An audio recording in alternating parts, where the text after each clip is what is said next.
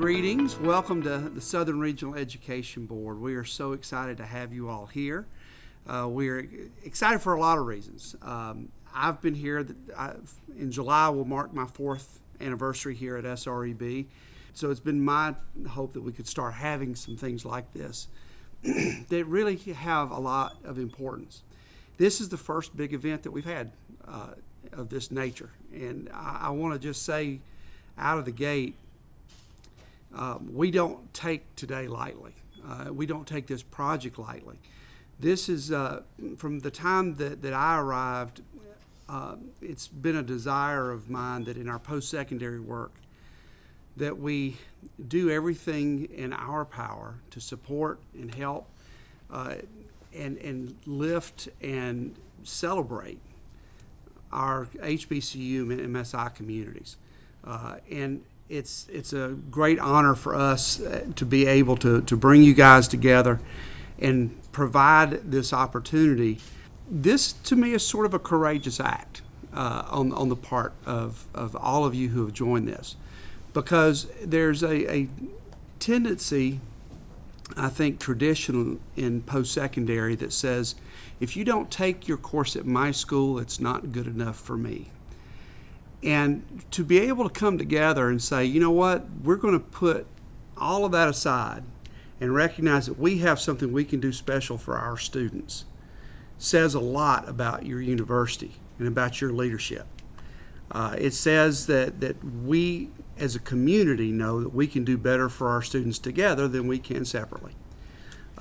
We are just so thrilled of being able to move this forward. We hope that it continues to grow. We know that we've actually seen some growth already since the initial announcement. And so I just want to say to you how much we appreciate you. I want to say to our partners at Acadium how much we appreciate all the hard work you guys have put in and the platform and the friendliness and the true partnership that you guys have brought to the table. We literally couldn't do this without you. And so I just want to thank you and thank you for how much you have done in helping get this underway. So we're going to do a few things. We're going to, Stevie's going to go around the room and have everybody introduce themselves. And then we're going to have a little bit of a round table. We're going to capture this on film because we think that this is that big a deal.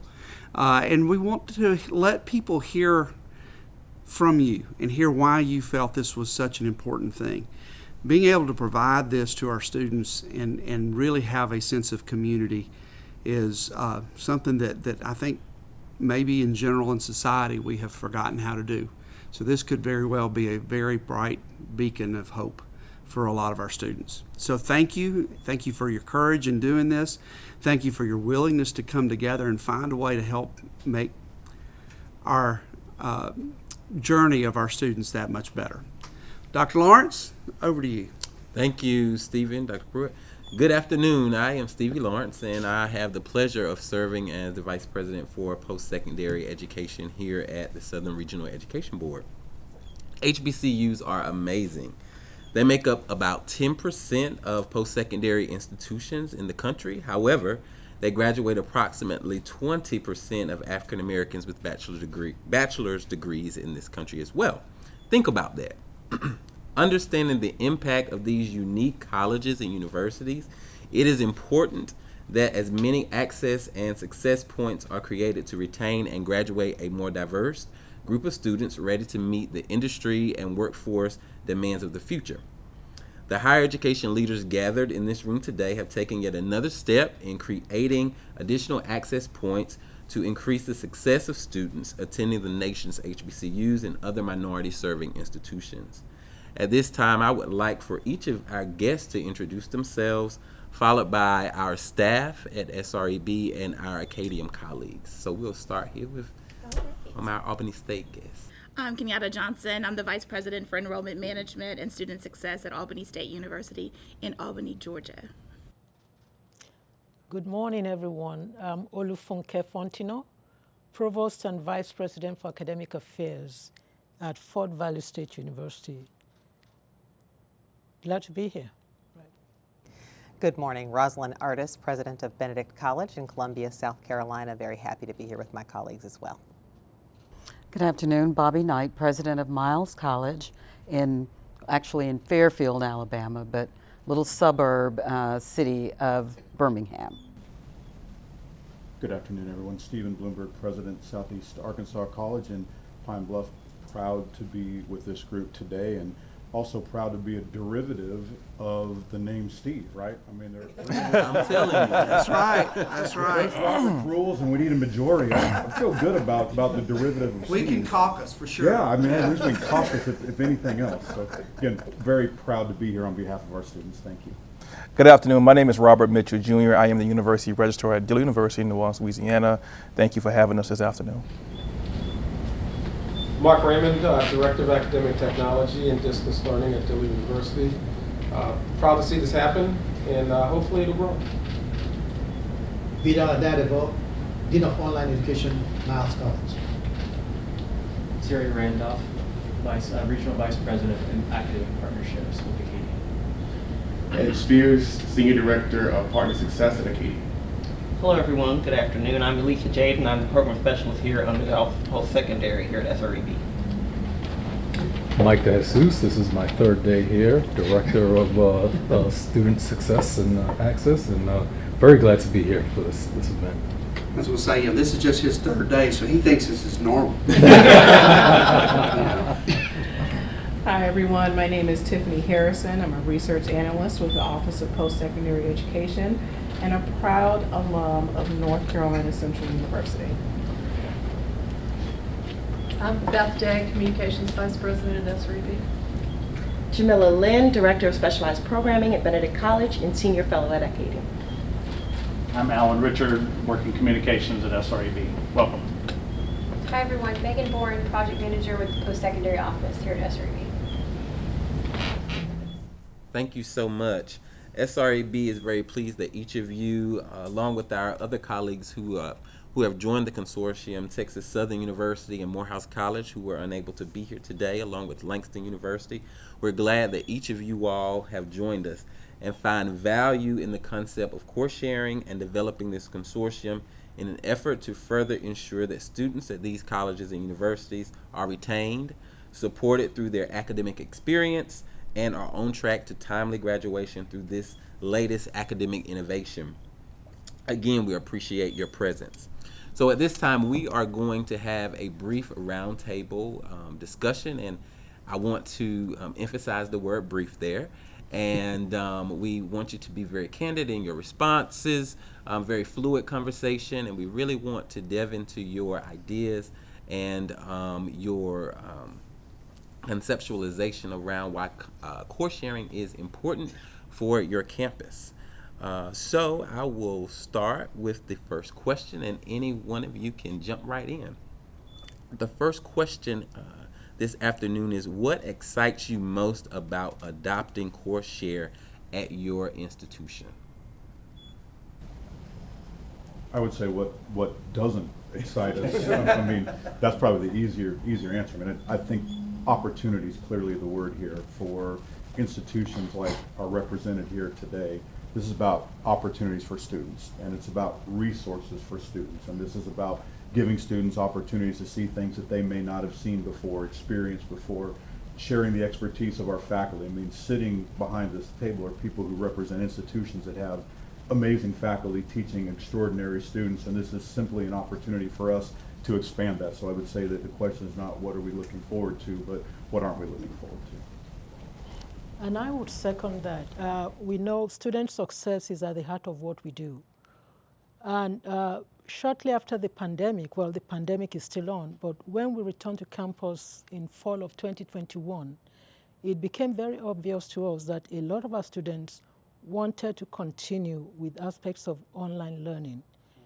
We then took a look at what some of the gaps or the issues were with online offerings, and we recognized that being back fully on campus, we really could not meet the needs of all of our students.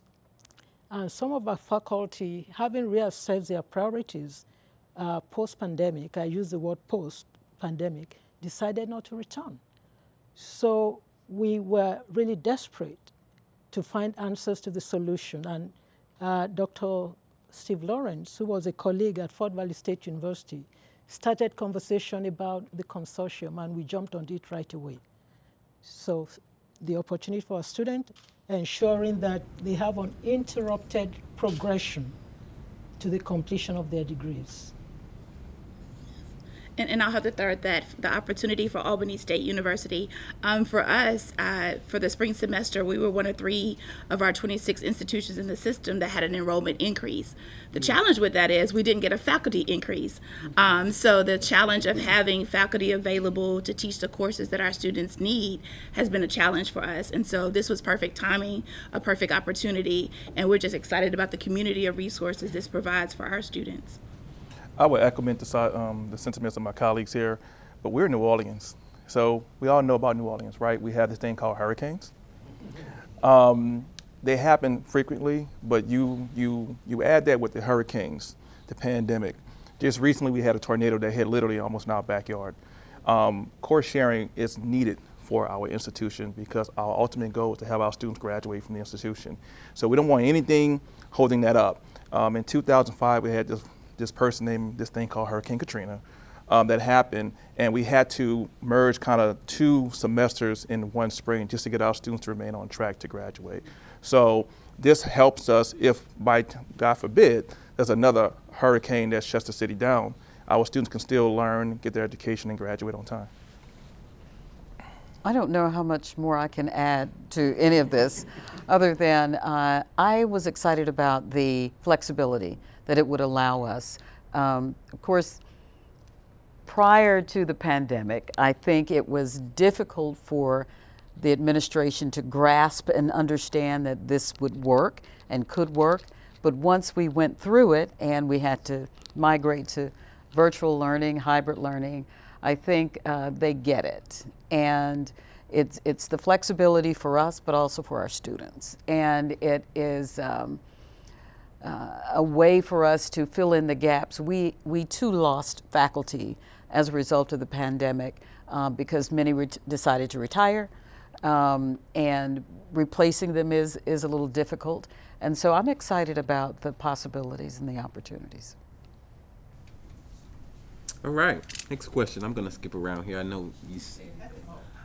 Perfectly fine. I'm sure she will jump in. What would you say to those who assert that minority students do not learn well online? That's a perfect segue for President Artis. You knew that I was going to jump into that question because you know that I believe course sharing has afforded us the opportunity to demonstrate quite the contrary. I'm very, very proud to say that Benedict students who have participated in the Course Sharing Consortium have performed at or above the mean, actually considerably above the mean, which clearly demonstrates for us that the quality of the education they're receiving at Benedict is commensurate with that offered at sister institutions across the country, be they minority serving institutions or predominantly white institutions. But more than that, it demonstrates that our students can be successful in any medium and format. There are differences in learning styles, and those learning style differences are equally distributed among race, sex, class, etc. So there are an equal number of students of color who learn better in an online environment than there are in majority populations. So this assumption or this generalization about any particular group of people based on immutable characteristics is patently false. And the Course Sharing Consortium has offered us the opportunity to demonstrate that in grand style. Anyone else like to add to that? All right. I think we just second that and go on. Yeah. So, Dr. Fontenot, you provided a lot of information or feedback on how the pandemic contributed to the thought or the extension of online learning. So, with those remarks or comments that you gave around that, do you all think that the shift to remote instruction during the pandemic, how do you think that has further helped HBCUs and other MSIs to participate in the concept of course sharing? Well, I think we realized that we as an institution could be successful in providing the online platform as an alternative to our students. And our students too recognize they could use it to their advantage. And one of the challenges we had, though, when students had to leave campus to go home, it's the problem with what we call the digital inequity. Many of them went to places or homes where they didn't have broadband, or were, even when they were at homes where the environment really was not conducive to learning. And we had to be creative as an institution. One of the things we did was to purchase several computer for loan, on loan, and also hotspots. And we opened a library to students who were within the vicinity to come back and take their classes, even though it was online, but they had a more conducive environment to do that. And so for our institution, I think the positive lesson from that is how we expand opportunities for students without the constraints of, we talk about financial constraints, we talk about a lot of constraints, but we were able to pivot successfully, and our students pivoted with us. And as Dr. Johnson said, we actually had a 7.7% in enrollment, increase in enrollment during that time. Now we have an enrollment decline. So that tells us something. We had students enrolling when we had online, now back face-to-face because of the strictures of our system that we had to be face-to-face. We had a decline in enrollment. So there are opportunities there in expanding online, and doing it within a consortium, I think, expands those possibilities, and we can talk more about that. Yeah. Dr. Knight, I'd love to hear a little bit more. You said something in your opening about how it helped the leadership kind of see a way forward from the pandemic, because I could see where convincing faculty that this might be good to do would probably be a little bit of a challenge. Could you expand on that a little bit? So I actually didn't convince them. I just said, Dr. Adatovo, let's do this. And so he got the ball rolling. But I really think it's going to be beneficial to all of us, because it may provide some opportunities for them as well. But didn't need to convince, just needed to make the decision that this was the right move for us at this time. You can do that when you're president. There's a lot of if I can get that memo. It's not been my lived experience. Actually, we had a similar experience, and now faculty want to do as much online as possible. They want to work remotely, so yeah. Well, that was sort of going to be my follow-up question. Is, Yeah. I mean, how, coming out of this, I mean, obviously focused on the consortium here, but just in general too, do you feel faculty have embraced it more, or is it still kind of a mixed bag? So our dean of the College of Business, Dr. Williams, he creates his class schedule around what's offered at Acadium. So essentially, because we are a small institution, so we don't have a lot of faculty, full-time faculty in certain areas. So it helps them create his summer schedule and say, hey, I have to get these few students out of here by the fall semester, by the summer semester. Hey, Rob, what is Acadium offering?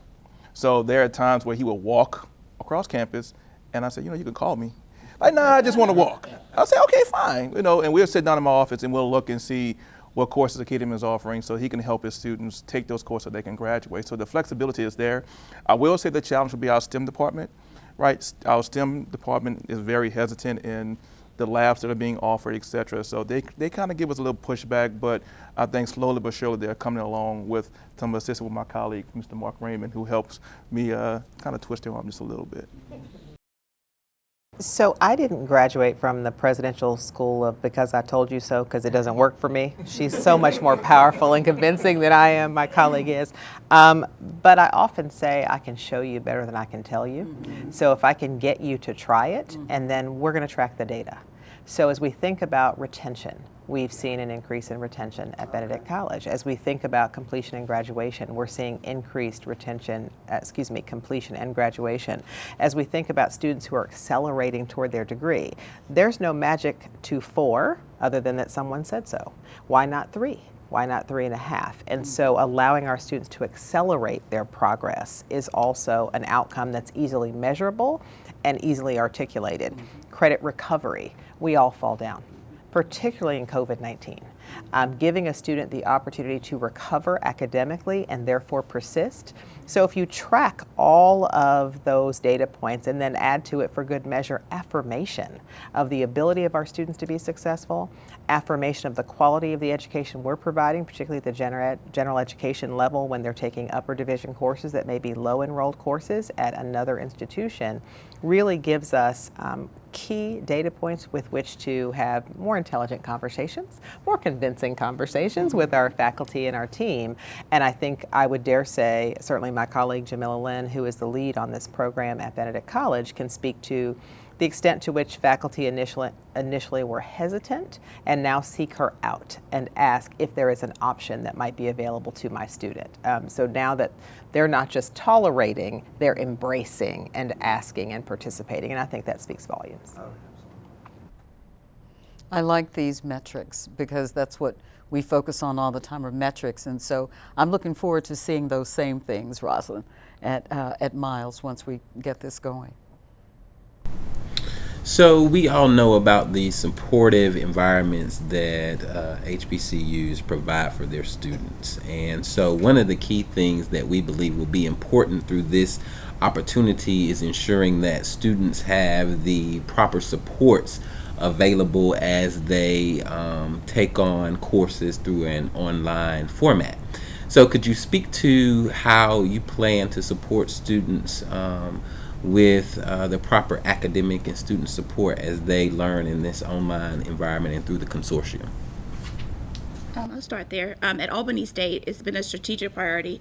Our number one goal in our 2025 strategic plan is student success and access. And so for us, we've made a strategic priority of putting academic support in place. So we have online tutoring, we have face-to-face peer tutoring, supplemental instruction, subscriptions to tutor.com, and other 24/7 tutoring resources for our students. So those who want, one-on-one group settings, or online or face-to-face, those are all available to our students, and we utilize a retention tool that allows us to reach out to students when the need is either identified by the student, the faculty, or someone else they come in contact with. So that's been a strategic focus for us. So we put the technology and the resources behind that to make sure it's available to all of our students, whether they're face-to-face or online. And so that would be the same for any student taking a course through Albany State through the consortium agreement. Yeah. I think at Southeast Arkansas College, we've done something similar. We've created an entity called Tutoring Central, which provides online and face-to-face tutoring. But I think the whole point about this is making sure that our students have confidence, making sure our faculty have confidence, because asynchronous doesn't necessarily mean in isolation. I mean, asynchronous is not sitting in a room by yourself looking at a screen. I mean, the consortium adds a depth of power for our students. I mean, if you think just a moment about all these wraparound services, all the things that we offer, this consortium is going to offer students at our institution, by the way, in a community that has 32% poverty, and that's just the measured poverty rate. I mean, this gives them an opportunity to learn with wraparound support services that mean we're there for them. It gives our faculty additional confidence too, because before the pandemic, pre-pandemic, our online learning system was viewed more as a curse than it was anything that was helpful. And so this transition has helped our faculty to realize that, again, online is not in isolation. It's a great thing to do, to record a video and tell your students hello. You don't necessarily have to just do that in person, but I think we've learned virtually is not done in isolation. Right. And I would add that most of the support network you've talked about, we have something similar. But in entering into a consortium agreement here, it's important that after the MOU is signed, that our students and other key holders know about it and how to navigate it. So all of the support network that we are going to put in place, the marketing that is important, information to our students that this is available as an option, I think those are critical to the success of this partnership. I'm about to go off script. Always like to give them a heads up. So given that comment, and it's okay for y'all to say, no, we're good, we got this, but as part of the consortium, is that a role that we could play to bring key people from each of the consortium members together to share the practices they're doing in terms of the advisement of getting students into the consortia courses, for lack of a better word, the marketing of those so that people are aware they're there. Is that something that would be beneficial for us to bring folks together to have those conversations, just to share practice, if as much as anything? I would say definitely yes. Absolutely. Yes. Absolutely. Yes. Yeah. Dr. Fundo and I are part of a system, so we already do that. And I think, part of the key to the success of our institutions is the fact that we are part of a system and we're able to share, and it's expected that we share and collaborate. And I think this is the heart of what this is collaboration of resources. So absolutely. I think I have Jamila Lynn's name on a phone on speed dial because she's always there to assist us. So with Ed and our team, and now Terry has been very helpful with us to collaborate with certain questions that we have, particularly with the financial aid piece and the last set of attendance, et cetera. So that has been very helpful for us. So whatever assistance that we can have, bring it. Steve. So I think the point,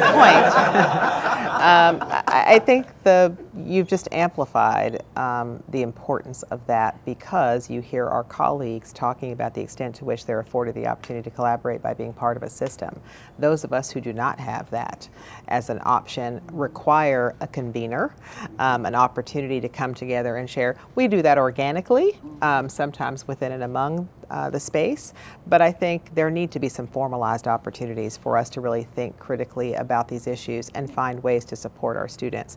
There's no question. Historically Black colleges and MSIs really are pioneers in the wraparound student support spaces, but the creativity and the multiple myriad ways in which we address those issues are going to differ a little bit, perhaps by locality, by level of course, by faculty characteristics, student demographic, et cetera. The more we collaborate, I think the stronger we are. You know my new quote, collaboration is the new form of domination. So I think you can be the convener. We would love that. Very good. Thanks for an assignment.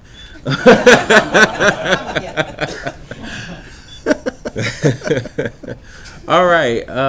Any additional comments or things to add to the discussion that we may have not already covered? I think it will be helpful, though, to talk about why an MSI HBCU consortium, because there are a lot of other cost-sharing opportunities in the market. Why are we interested in being part of this one, the HBCU-MSI? That's a great. You kind of took the words out of my mouth. Because one of the things we've talked about a lot internally is the ability to help build a community that. Because for me, a student who's chosen an HBCU-MSI experience, this gets them an ability that at the end of the day they're experiencing it whether they're physically there on campus or outside. And then part of this conversation has become, it's not just the student community, it's also your community, right, as a group of institutions.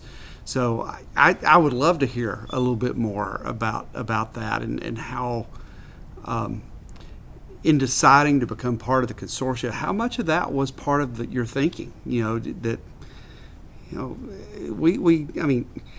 just to take a moment of privilege here too, we got to give some credit where credit's due here too. I mean, President Artis is the one that really is the grand dame of this whole initiative. Well, she's the reason I'm in. Yeah. Well, in a way, she's the reason we're in, because we were having these meetings and we were like, what could we do?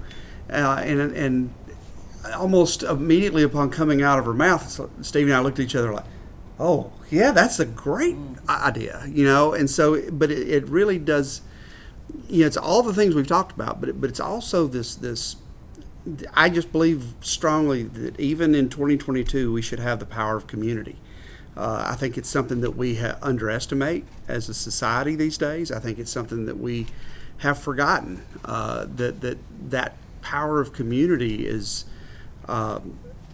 one thing that can really help propel all of our students forward. And so, hearing you talk about that, it really kind of resonates with me anyway, I think with us, because it was so much of the conversation as we were getting ready to ramp this up, that this is not just about students graduating, which it is, and it's not just about giving students another opportunity to get there faster. It is, but it's also about this and us being able to do the best for our students.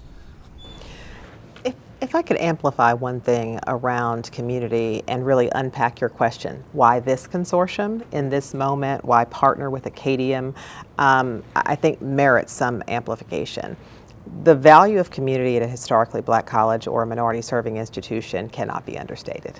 That is the secret sauce. That is the 13 original spices, right? That is what we do, even on days that are not Fried Chicken Friday, right? That's what we do. But the Acadium model acknowledges something very critical, and that is that we have something to contribute as much as we have something we can benefit from. So it is a mutually beneficial symbiotic relationship. So not only are we empowered to select courses from other institutions and thereby aid our students in progression and completion and those kinds of things, but we become teaching institutions as well, which validates that we have something valuable to contribute, that the very unique and special way in which we design and develop courses that are culturally sensitive, that contain materials that are much more conducive to student participation, support, and learning, is valued. So what excites me about it is this two-way street where we can both buy and sell, where we can be recognized and acknowledged for the benefit of what we bring to the table in terms of the uniqueness of an HBCU or an MSI experience. And I think that, coupled with Jamila's insistence, Jamila Lynn, again, the lead on this project, was an early acolyte of this program because she operates in student success. She saw immediately the value of the tool, and short of hitting me with the tool, really made a compelling case for why we needed to not only be a part of it, but really take a leadership role, because to our detriment on some occasions, we care about the entire sector in a very meaningful way. If one HBCU wins, we're all winning. If one MSI is being successful, we're all being successful. So it was important to me that colleagues and friends and other institutions sort of saw what we saw and participated, because we care about all these kids. There's about 1,000 things you said that I love there, but from a little bit more humorous standpoint, I love that you, because I'm a science guy, I love that you talk about the symbiosis here. I also love that you talk about community instead of saying ecosystem, which tends to be the word everybody loves, but as a science guy, I have to always remind people, you know, in an ecosystem, something's going to eat something. Right, yeah. You know, but in a community, we're all going to support one another. That's right. And I'd like to add to that too. I think for us also, in choosing this consortium versus any other, our students have expectations. They came and chose Albany State as an HBCU for a reason. And I think it's important to meet those needs and those expectations for our students. Many of our students have done transient programs where they can go to any other institution, assuming the credit is going to transfer, take the course and come back in. But when we get feedback on students who go to other institutions as a transient student, part of what they share with us is their expectations of what they came to Albany State for may not always be met. They're one of many students that whatever it was they came for Albany State to do, they're not getting that. And I think this was an opportunity for us to try and ensure that we're meeting our students' expectations and why they chose to come to Albany State in the first place.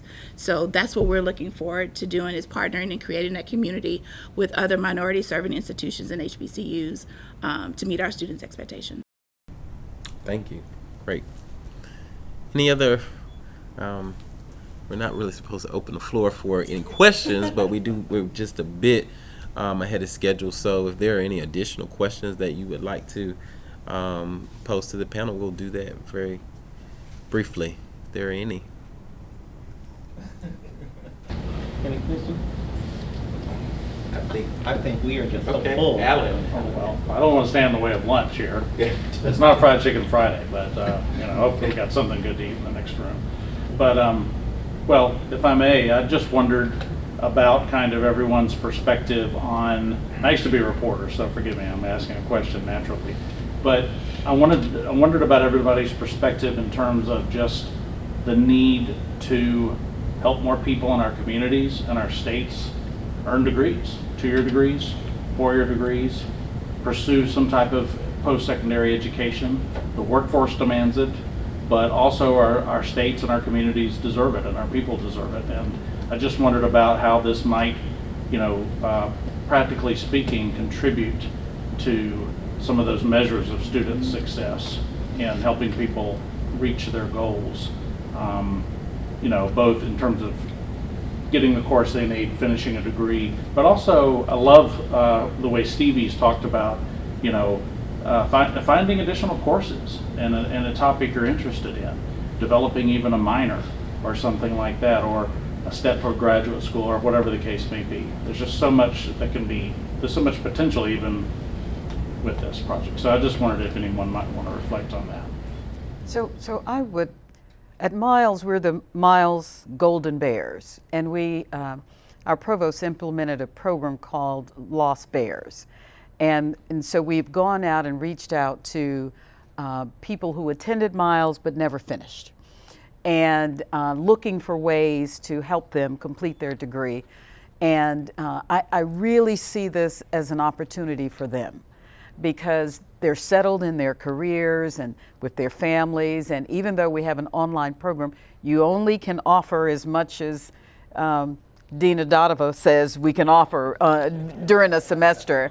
And so I think this allows some opportunities for them as well. In addition, and we were talking earlier, I don't know who I was talking to about this, but we have found that our student athletes need a little more flexibility as well, so that they can take their courses and when they need to, when it's best for them, maybe when they're traveling. So I see all kinds of possibilities for this, but primarily a way to get those people back in school who really do want to finish, but just have not had the opportunity to do it. Just recently, Dillon University had our commencement, and we did not have a celebrity commencement speaker because our students were our celebrity commencement speakers. We told the stories of our students, and within those stories, the president asked the students to send them their stories. But one of my colleagues was one of those students who did not attend college for a while, and because of Acadium and the course sharing, she was allowed to graduate. A couple of years ago, one of our students, he was a former basketball player. He was 6-9 hours from graduating, and he was like, I'm done with school. I'm done. So he started his own computer program in the Caribbean. And one of my colleagues called him and said, hey, frat, because he's in a fraternity. He said, you gonna finish school? He said, I'm not coming back to New Orleans. You don't have to. We have this program, we have this agreement that you can do this course online. So it has been successful for us at Dillon University to allow our students to complete their degree because that's their goal. And particularly as for African American men, that's a key for us, right? So my goal, although I get paid at Dillon University to help people graduate, recruit, et cetera, as a black man, my goal is to help another black man get their degree, to know what that feels like, to feel accomplished in their personal goals. And I believe that this affords us that opportunity to do that without having someone to come to New Orleans, Louisiana to complete their degree. They can do it at home, they can complete their job, they can do whatever they're doing from, if they were in Mexico, they was in Hawaii, or wherever they are, they can still complete their degree. So it's been successful for us thus far. I think that raises a point of something we haven't spent much time discussing, because I think it's a rarity and yet it's going to grow, and that is new program development.